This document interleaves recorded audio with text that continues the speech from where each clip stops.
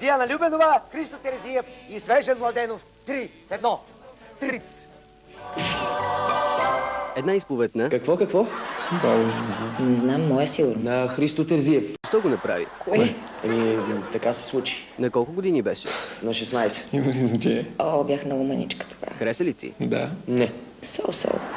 Хомосексуализма? Отврат. не го разбирам. Нещо, което е забранено в България, в смисъл тема, за която не се говори. Колко хомосексуални връзки сте имали? Не съм имала. 3. Една. Не. Стига толкова. По колко пъти на ден? Много. О, много. Каква поза вземаш в началото? Каквото ми дойде, не знам. Мисионерска. Нормално. Принуждавали ли са ви да правите секс? Не бих казал. Не. Обаче аз съм принуждава.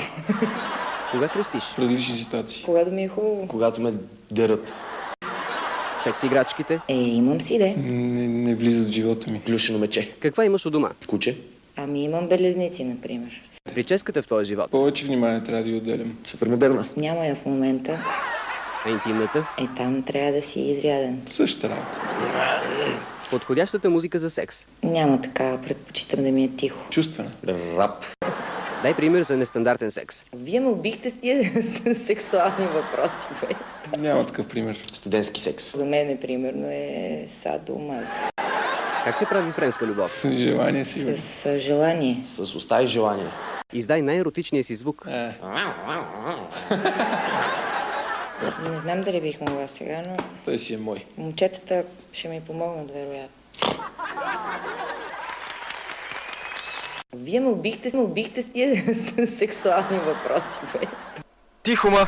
Телефона звъни. Саша ми го вдигнат. Ало, са квартирантите? То там продуцента ви да ни е сексуален маняк или комплексар, да ни занимава с интимни прически по той време в 20 часа. Ако не може се оправи, да иди на лекар. Ако ли не, да пита Сем, ама и те не могат го спасят, защото нова телевизия си е нова, а Сем си е стария. Ади, батка, тази година са квартиранти, до година мутанти, пак по-натам ко доди. My brother.